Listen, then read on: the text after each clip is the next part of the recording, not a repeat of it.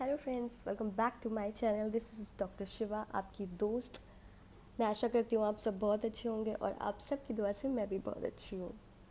तो आज हम इस वीडियो में वापस से स्ट्रेस के बारे में बात करेंगे, जिसके बारे में मैंने पार्ट 1 पहले बनाया हुआ है। अगर आप लोगों ने पार्ट 1 नहीं देखा तो please go and check it out. तो आज इस वीडियो में हम 3 ऐसे तरीके डिस्कस करेंगे जिससे हम लोगों की बातों को कैसे अपने पर्सनली नहीं लें, और 3 ब्रीदिंग एक्सरसाइजेस जिससे हम अपने स्ट्रेस को, ओवर थिंकिंग को, सबको रिड्यूस कर सकते हैं। तो बने रहिए मेरे साथ लास्ट तक and let's start this video.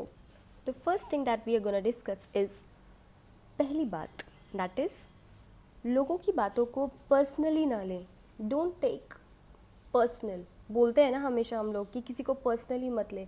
उसका एक्चुअल मीनिंग ये होता है कि अगर कोई इंसान आपसे कुछ बोलता है और आपको वो बात बहुत बुरी लगती है, आप उसको सडन रिएक्ट करते हो, आपको बहुत पथेटिक लगता है कि ऐसा क्यों बोला इसने, उसकी वजह से आप बहुत ज़्यादा ओवर थिंक करने लगते हो, आप वही अपना ओवर थिंकिंग पैटर्न डेवलप कर ले होते हो, तो आप उस ट्रैप में फंसने की जगह यू शुड अंडरस्टैंड कि पर्सनली लेना क्या ज़रूरी है इस वक्त।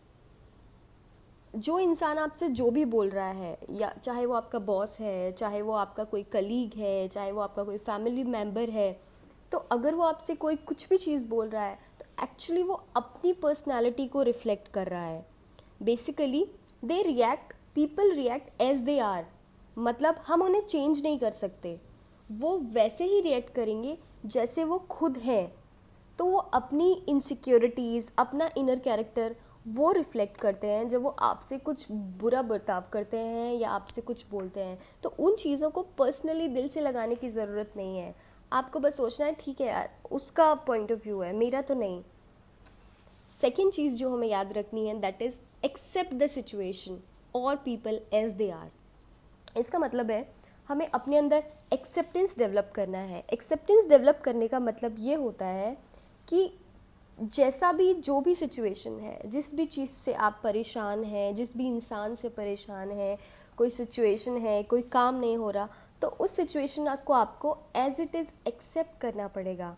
कभी कभी चीज़ें ऐसी होती हैं जिन्हें हम बदल नहीं सकते। मतलब आप उसको बदलने की जगह, उससे भागने की जगह कि हो सकता है मैं इस चीज़ को फेस ना करूँ, तो मुझे उस चीज़ से आपको टेम्पररी रिलीज़ मिलेगा उस चीज़ से कि ठीक है अब एटलीस्ट मुझे स्ट्रेस नहीं है उस चीज़ का।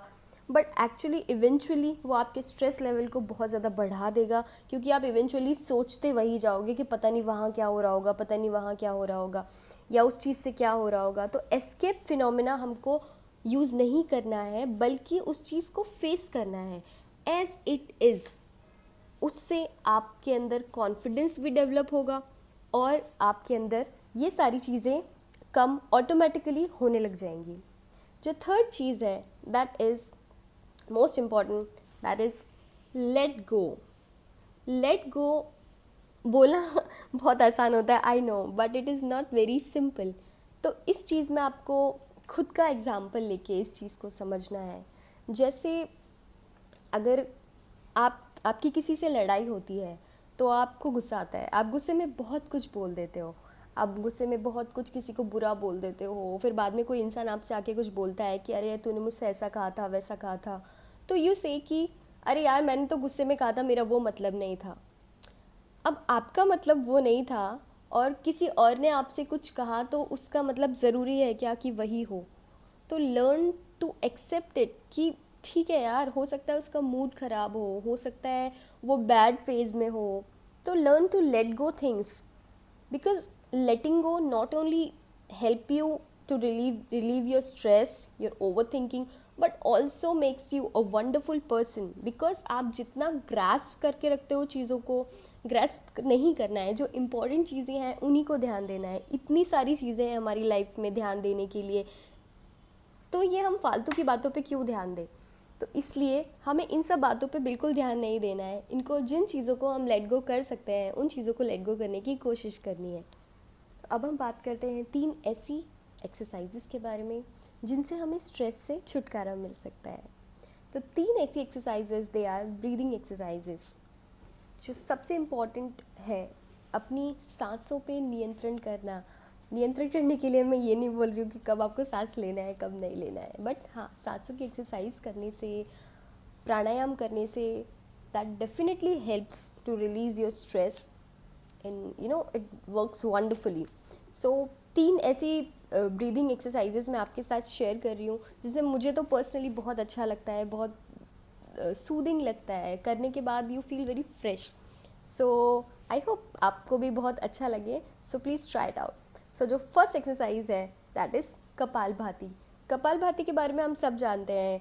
बहुत बाबा रामदेव की वजह से हमको इतना कुछ पता है, उन्होंने हमें कितना कुछ सिखाया है, तो क्यों ना उसे हम अपनी लाइफ में अप्लाई करें अपनी सिचुएशंस को डील करने के लिए. तो कभी भी कोई स्ट्रेसफुल सिचुएशन होती है तो ब्रीदिंग एक्सरसाइजेस हमें बहुत ज़्यादा हेल्प करती है. And kapalbhati definitely helps. तो इसमें आपको करना कुछ नहीं है, फोर्सफुल एक्सपिरेशन करना है, मतलब फोर्सफुल सांस बाहर छोड़नी है. और जब आप सांस बाहर छोड़ोगे तो अपने पेट को अंदर करना है, लाइक दिस.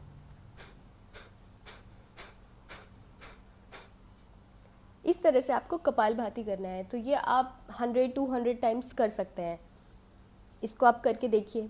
जो सेकेंड एक्सरसाइज है दैट इज़ अनुलोम विलोम. अनुलोम विलोम या फिर इसको हम नाड़ी शोधन प्राणायाम भी कहते हैं. इसमें हम एक नाक को बंद करते हैं, सांस अंदर लेते हैं और दूसरी नाक से छोड़ते हैं. फिर दोबारा से दूसरी नाक से अंदर लेते हैं और दूसरी नाक से छोड़ते हैं. अब इसको करना कैसे है? अगर आप अनुलोम विलोम करना चाहते हैं तो अनुलोम विलोम के लिए सिंपल आपको ऐसे करना है. Just watch it out.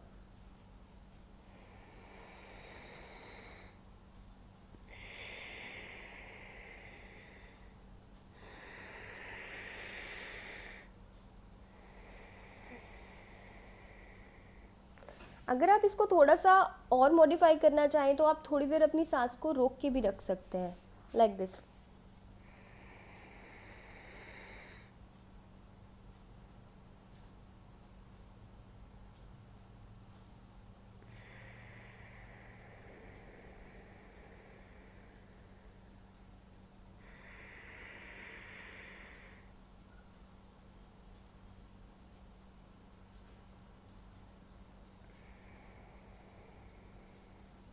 ये हुआ अनुलोम विलोम. अब हम करते हैं नाड़ी शोधन प्राणायाम. नाड़ी शोधन प्राणायाम भी it's almost like anulom vilom only, but इसमें हमको 2 उंगलियों को यहाँ पे रखना होता है, लाइक दिस. अंगूठे को यहाँ पे और फिंगर्स से क्लोज करना है.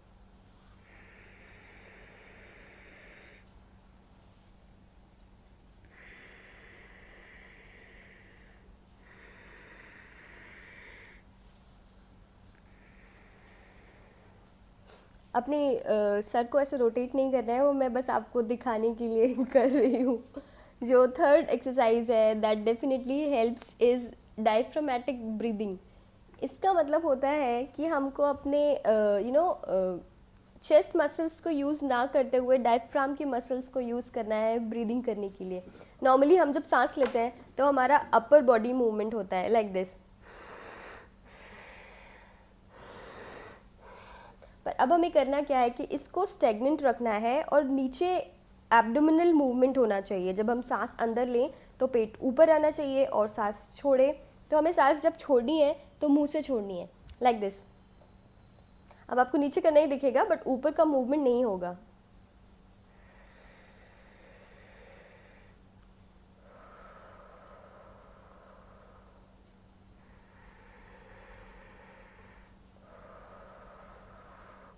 ये देखने के लिए कि आप सही कर रहे हो या नहीं, आप अपने पेट पे हाथ रख के देख सकते हो. इनिशियली उससे मतलब मैंने इनिशियली ऐसे ही सीखा था कि मैं इधर पेट पे हाथ रखती थी एंड अगर वो मूवमेंट होता था तो मुझे समझ में आता था कि हाँ ठीक है मैं सही कर रही हूँ. तो आप भी वैसे कर सकते हैं अगर आप बिगनर है तो ये तीनों ब्रीदिंग एक्सरसाइजेज आप रेगुलरली कर सकते हैं. हाँ डेफिनेटली. अब जो मोस्ट इम्पॉर्टेंट चीज़ है जो हम सबको करनी चाहिए किसी भी सिचुएशन में, चाहे आपको स्ट्रेस हो चाहे नहीं हो, चाहे आप ओवर थिंकर हो चाहे आप नहीं हो, you should always work out.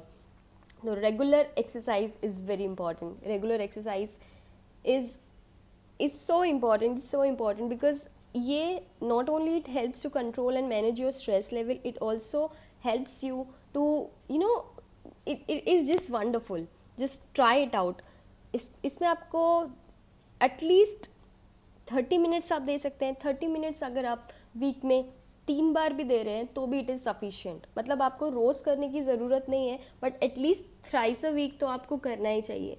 चाहे आप योगा कर सकते हैं, चाहे आप नॉर्मल वॉकिंग कर सकते हैं, चाहे आप रनिंग कर सकते हैं, चाहे आप साइकिलिंग कर सकते हैं, what ever suits you man. मतलब आपको जो भी पसंद हो, आपको जैसे भी पसंद हो, swimming, let it be anything, aerobics, yoga, whatever you like, but you should at least do it because it is very important. And last but not the least, my favorite is meditation. Meditation is very very very important. As exercise feeds your body, meditation feeds your brain. So आप meditate करते हैं तो आप अपने brain को calm down करते हैं, और इवेंचुअली आप खुद को जानने के जब प्रोसेस में निकल जाते हैं तो आपको किसी और को जानने का मन ही नहीं करता, बिकॉज ये अंदर ही अंदर इतनी ब्यूटीफुल जर्नी होती है। तो हम सोचते हैं this meditation helps you understand that how beautiful life is and what are we making out of it.